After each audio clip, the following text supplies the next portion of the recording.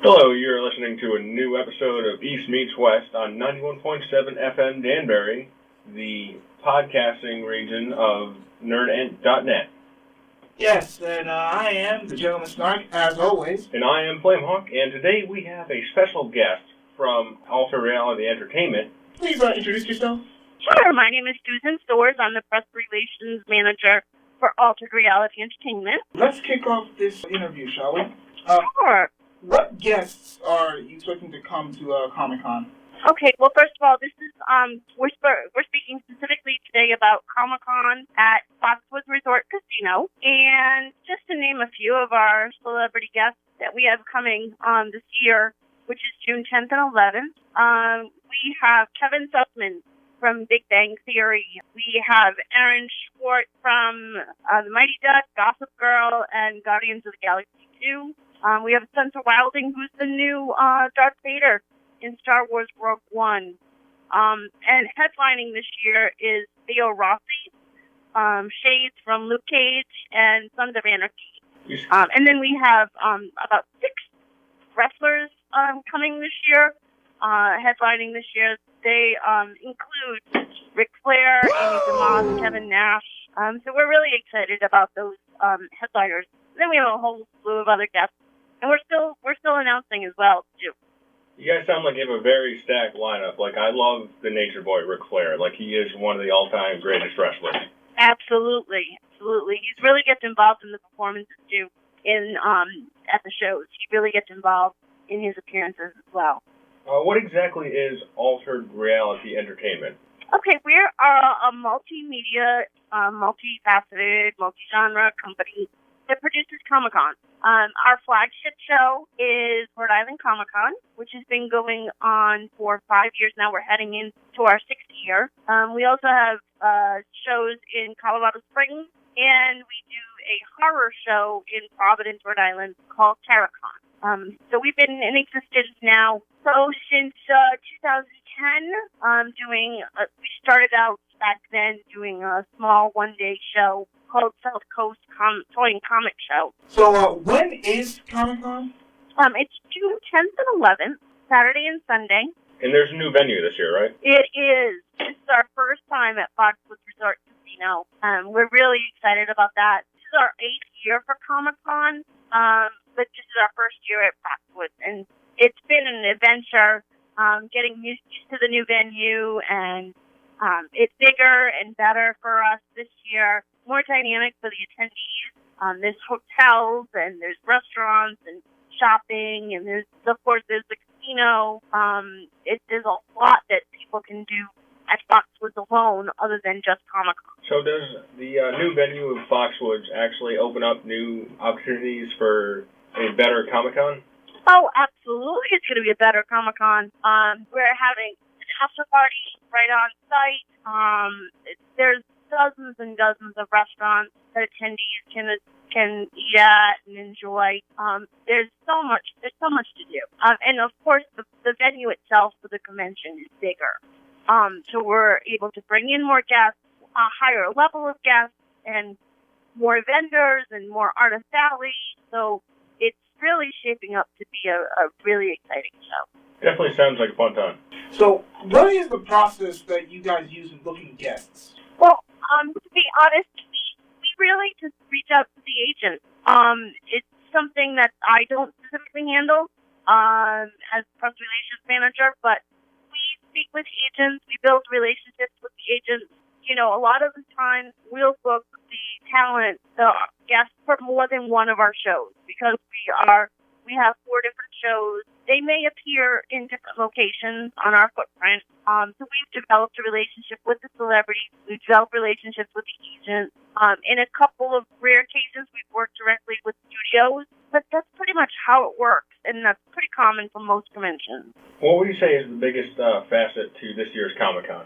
The biggest asset to this year is the space, which is going to be a major asset. The other is the venue itself and the exposure to the free parking, which was a major improvement from last year. There's lot. There's the restaurants, there's, like I said, the hotel. There's so many different things that are so much better this year. I could go on for hours to talk about them all. But just being at Foxwoods alone is a major step up for us. With the bigger venue, are you expecting a bigger turnout? We are shooting for 10,000 this year. So last year we were probably around the 5,000 or 6,000. So this year is definitely going to see an increase in the crowd, but with more space. It's for the situation. How long does it take you to set up for this year's convention? How long? Oh, we've been working on this for months. We work with Foxwoods on a bi-weekly basis through a conference call. So we've been doing this now probably since like November, with the negotiations back and forth and getting the talent. And we'll be working right up until the day it starts with the planning. We're still, like I said, announcing guests. Now we're in the floor plan process of putting everyone in their booth, their assigned booth, getting everyone notified, and it will go right up until the day.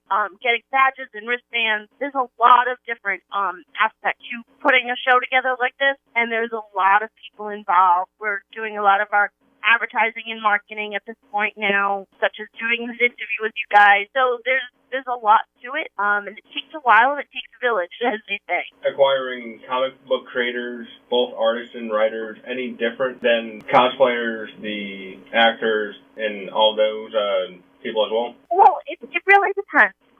If they have an agent, then we go through the agent. If they don't, then we directly work with them. The artists and the creators are a little bit different because we have more exposure to them to work with them directly. They tend to do any and every show that they can get involved with. So we meet them at different conventions and we offer them the opportunity to be at our shows. And before you know it, there's certain ones that are at our shows every year. And we've developed great relationships with them all. So they're eager and willing to attend our shows. Do you try to acquire like local people that have made it big? Do you just get national people that everyone knows? It's a little bit of both.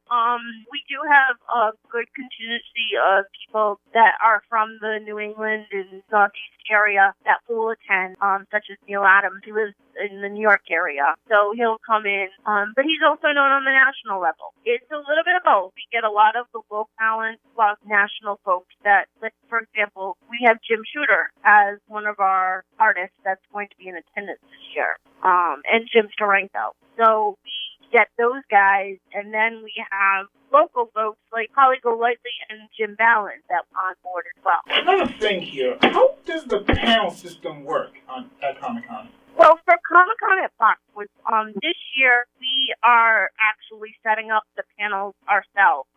Once a show tends to get bigger and we move to a 3-day format, like with Rhode Island Comic-Con, we open it up to fan panels where we take suggestions from fans via our website, and we set up a schedule balancing the Q&As from the celebrities that are in attendance and the artists that are in attendance, along with a good smattering of panels and workshops from the fans. But for Comic-Con, the way that we're working it this year is pretty much the Q&As from the celebrities. We may have a couple of cosplay-oriented panels melted into the schedule.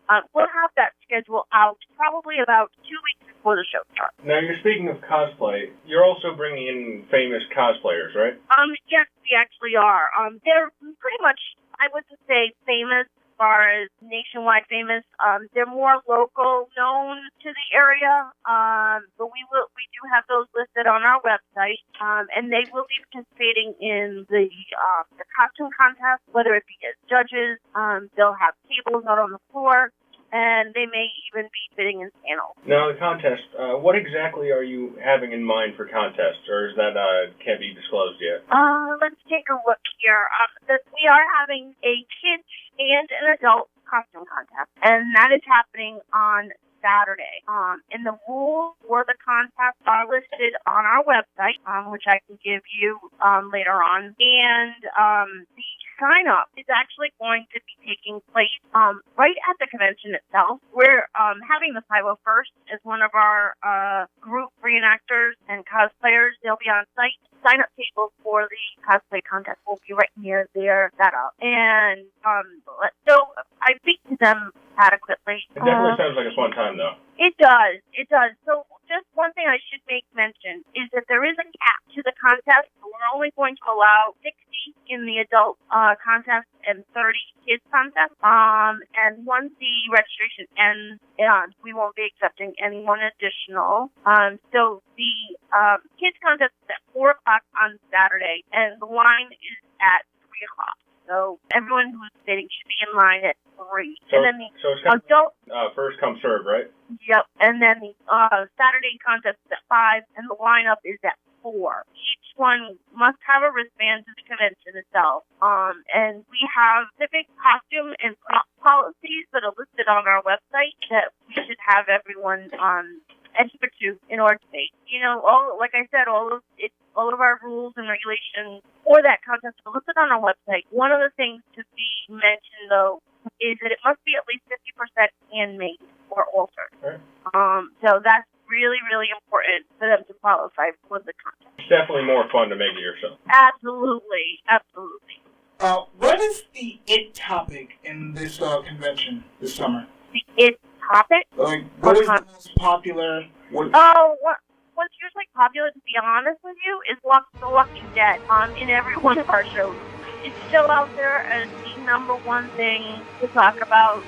Panels will be standing room only. It happens every single time, and it's great to see that a property is maintaining its popularity year over year, convention over convention. So that's probably the most popular that we'll see. But like I said, I don't have the schedule yet, so it really all depends on the guests that are there. And we have some guests that, like I said, have not been announced yet, so they may see some more popularity, just as a hint, but I can't reveal who they are yet. Right. But I can tell you that they will be generating some definite possibilities for crowds. Definitely nice to have some mystery on who's going to be there. With a job in hosting Comic-Cons, were you always interested in the nerd culture?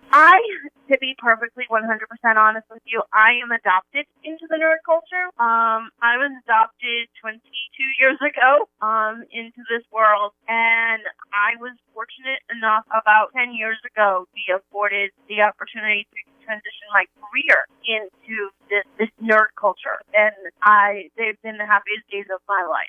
So I'm very excited to be working for Altered Reality Entertainment and to be representing these shows and talking to you guys about our guests and what we're doing. Yeah, we definitely want to thank you for taking the time out of your day. I really appreciate you having me. No problem. What is the best way for people to learn more about ComicCON and Altered Reality Entertainment? The best way to get to know ComicCON is through our website. You can reach us at www.ComicConn.com. 2 N's at the end there, for Connecticut. That's the best way to find out all of the information. Or you can check us out on Facebook, ComicCON Connecticut. We have our own Facebook page, and we update guests daily, weekly, whenever we can release them. Now we're letting everything out there. So join that page, set us up for notifications. You'll get all that information right up front. And can you repeat the date for Comic-Con this year? Yes, it is June 10th and 11th. And how much are the tickets themselves for a day weekend? Sure. For a weekend, it's $45, and for a Saturday only pass, it is $30, and for a Sunday only pass, it is $25.